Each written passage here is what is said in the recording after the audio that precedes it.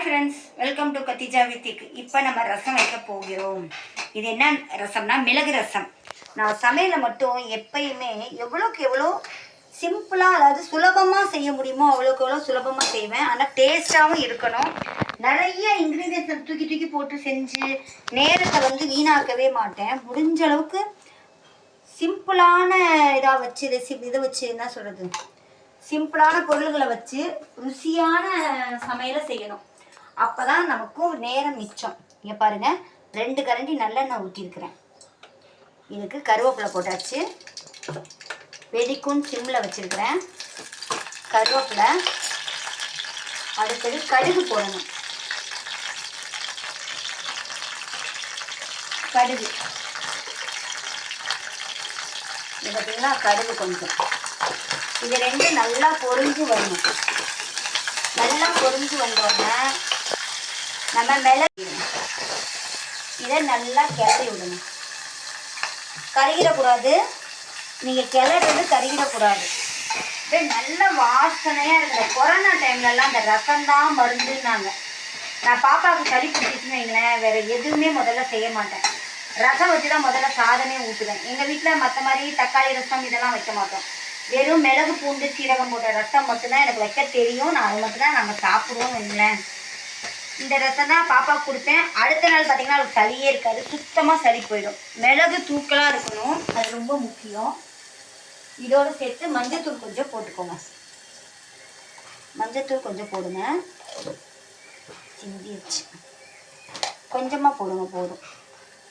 நான் இவ்வளோ கொஞ்சமாக தான் ரசம் வைப்பேன். ஒரே நாளில் செஞ்சு அப்படியே காலி பண்ணிடுவோம். அவ்வளோதாங்க.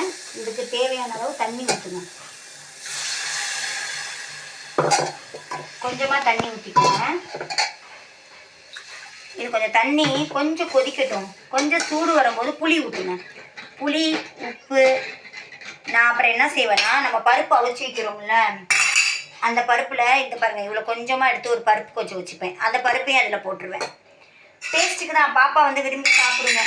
இது ரொம்ப காரம் இருக்குல்லங்க, மிளகுங்கும் போது காரம், பூண்டோட காரம், மிளகோட காரம்லாம் இருக்கும்ல. அதனால இந்த பாருங்க, இப்படி தான் மிக்ஸி ஜாரை கழுவி தண்ணி ஊற்றிடுவேன். சில பேர் ஊற்றவே மாட்டாங்க, மிக்ஸி ஜாரை அப்படியே போட்டுருவாங்க. நம்மலாம் எல்லாம் சுத்தமாக வலிச்சு கிழிச்சு தொடச்சி போட்டுறது. தேவையான அளவு உப்பு போட்டுக்கோங்க.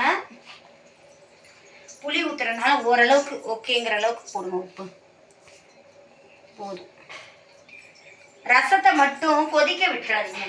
ரசம் கொதிக்க விட்டால் நல்லா இருக்காது. எங்கள் அம்மா எனக்கு இது சொல்லி கொடுத்தாங்க. ரசத்தை என்றைக்குமே கொதிக்க விடக்கூடாதுங்க. நான் இன்னும் புளி ஊற்றலை, வெறும் தண்ணி தான் ஊற்றிருக்கேன். இங்கே பாருங்க, இது செஞ்சோடனே இன்னும் புளி ஊற்றலை. இந்த மிளகு பூண்டு சீரகத்தோட வாசனை அப்படியே சூப்பராக இருக்குங்க. நல்லா மணக்க இருக்குதுன்னு சொல்லுவாங்களா, அப்படி இருக்குது. இந்த டைமில் தான் புளி தண்ணி ஊற்றிருங்க. புளி தண்ணி முன்னாடியே கரைச்சி வச்சுருக்கேன். அவ்வளோதான். ஓகேச்சா. கொஞ்சம் தான் ரசம் வைப்பேன், ரொம்ப வைக்க மாட்டேன்.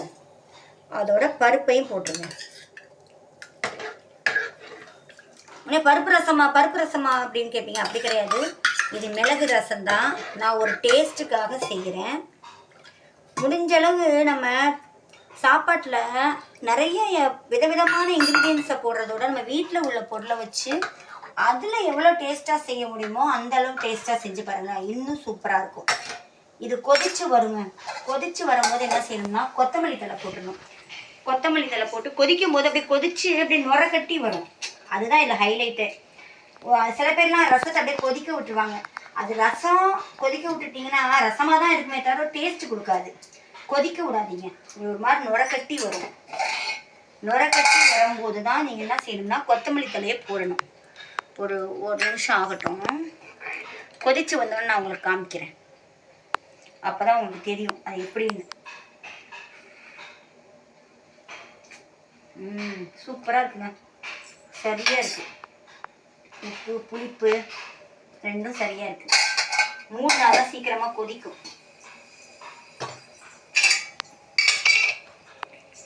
ஃப்ரெண்ட்ஸ், கொதிச்சு வருது பார்த்தீங்களா? இப்படி கொதிச்சு வரும். அப்படியே நுர கட்டி வருது பாருங்கள்.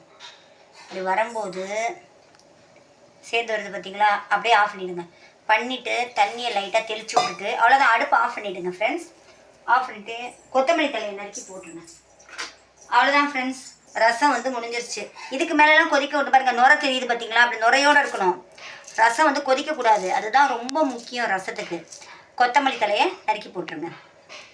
இது ஒரு நாள் இந்த மாதிரி செஞ்சு பாருங்களேன், நல்லாயிருக்கும். எங்கள் வீட்டில் பக்கத்தில் நார்த் இந்தியன் இருந்தாங்க. அந்த அவர் என்ன தெரியுமா சொல்லுவார், நீ போய் எனக்கு ரசம் வச்சு கொண்டு வான்னு வெறும் வாயிலே குடிப்பாங்க.